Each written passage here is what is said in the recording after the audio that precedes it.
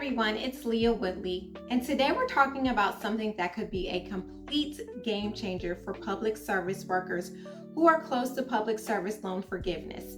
It's called PSLF Buyback, and if you've got at least 120 months of qualifying employment already, this could help you turn past non-qualifying months into qualifying payments and potentially get forgiveness right away.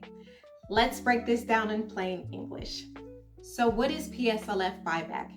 In short, the federal government is allowing certain borrowers to buy back past months when their loans were in ineligible deferment or forbearance, meaning those months didn't count toward PSLF.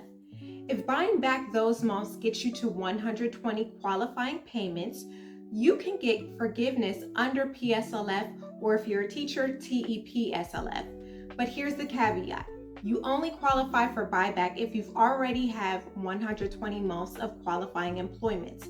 The months you can buy back are those in which you had direct loans with a positive balance, you were working in an approved qualifying employment, and your loan was in deferment or forbearance, including after a direct consolidation loan. So if you were working full-time in public service, but your loan status kept those months from counting, buyback may fix that. You cannot buy back months when your loan was in school status, a grace period, default, bankruptcy, or disability monitoring. And you can't buy back months on non-direct loans, loans that are paid off, loans that are forgiven or discharged, loans included in a consolidation if the consolidation loan had no balance at the time. So I'm sure you're wondering how much the buyback amount will be. The amount you owe depends on what your monthly payment would have been at the time of the deferment or forbearance. Not today, back then. If you were on an income-driven repayment plan or IDR right before or after, your buyback amount will be based on the lower of your two IDR payments. If you were not on IDR before or after, you must provide tax returns and your family size for each calendar year you're buying back. If your forbearance spans multiple years, you'll need tax info for each year. If you didn't file a tax return, you must send a statement saying so. In some cases, your 10-year standard payment would have been lower than the IDR payment. If that is the case in your situation, they'll use the standard payment instead. It's very important to remember that timeliness is critical.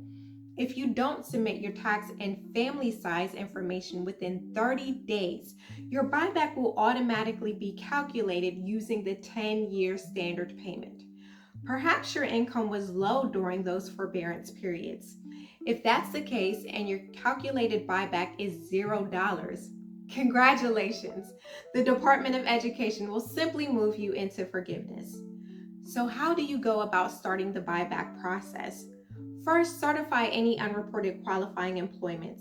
You can use the PSLF help tool to submit any missing PSLF forms. Next, verify the months you want to buy back. Make sure they overlap with periods of qualifying employment. Once that's done, submit a PSLF reconsideration request. Pick PSLF buyback and answer yes to having 120 qualifying employment months. Last but not least, you'll have to play the waiting game. You will need to wait for your buyback agreement. Now, we know a lot is going on with our government and the Department of Education, so you will need a double dose of patience. On top of everything else that is going on, PSLF buyback applications are reviewed manually for every borrower. So don't expect to apply today and get an answer tomorrow. It's not going to happen. It can take months before you hear anything back. While you're waiting, you have to keep making your regular monthly payments. If you end up overpaying, you will receive a refund once all your loans are paid off after the buyback.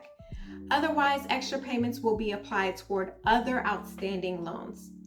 Now, after you're waiting, if you're approved, you will receive an email with the amount you owe and instructions.